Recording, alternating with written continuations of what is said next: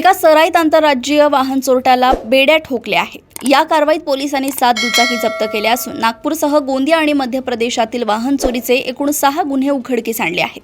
अटक करण्यात आलेल्या आरोपीचे नाव लखपती बस्ताराम फेंडर असे आहे। या गुन्हेगाराने नागपुरातील तहसील गणेशपेठ तसेच लोहमार्ग पोलीस नागपूर आणि गोंदिया शहर हद्दीतून दुचाकी चोरल्याची कबुली दिली आहे। पोलिसांनी दिलेल्या माहितीनुसार जप्त करण्यात आलेल्या 7 वाहनांमध्ये हिरो होंडा स्प्लेंडर आणि TVS रेडॉन यांसारख्या गाड्यांचा समावेश असून या मुद्देमालाची एकूण किंमत 2,80,000 रुपये इतकी आहे।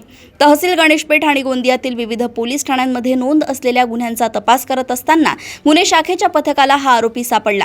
आरोपीकडून सर्व वाहने जप्त करून कायदेशीर प्रक्रिया पूर्ण केल्यानंतर पुढील तपासासाठी त्याला मुद्देमालासह तहसील पोलीस ठाण्याच्या स्वाधीन करण्यात आले।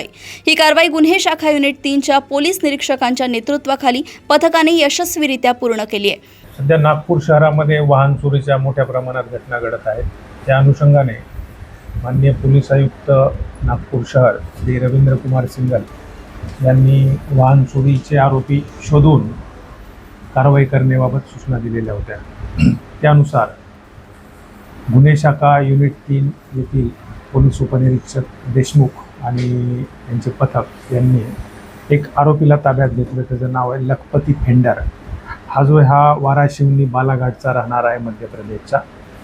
हा नागपूर आणि गोंदिया या ठिकाणी येऊन वाहन चोरी करतो अशी आम्हाला माहिती मिळाली होती।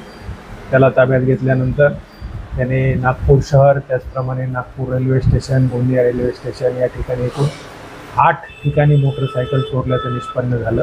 त्याच्याकडून आम्ही 8 मोटरसायकल जप्त केलेले आहेत आणि त्याला पुढील कारवाईसाठी पोलीस ठाणे तहसील यांच्या ताब्यामध्ये मुद्देमालासह दिलेला आहे। यामध्ये आरोपी वाढू शकत नाहीत, कारण या आरोपीची मोडस होती की तो फक्त गाडी चोरल्यानंतर गाडी फिरवायचा आणि त्यामधला पेट्रोल संपल्यानंतर कुठेतरी पार्किंगमध्ये लावून द्यायचा। त्यामुळे आरोपी वाढण्याची शक्यता नाही। यामध्ये एकूण 8 गाड्या जप्त केलेल्या आहेत, ज्याची किंमत 2,80,000 रुपये आहे। आणि ही जी कारवाई आहे ही गुन्हे शाखा युनिट 3 येथील पोलीस उपनिरीक्षक देशमुख आणि त्यांच्या पथकाने वरिष्ठांच्या मार्गदर्शनाखाली केलेली आहे। नागपूर येथून क्राईम रिपोर्टर विशाल सोबत ऐश्वर्या शिंदे यांची रिपोर्ट।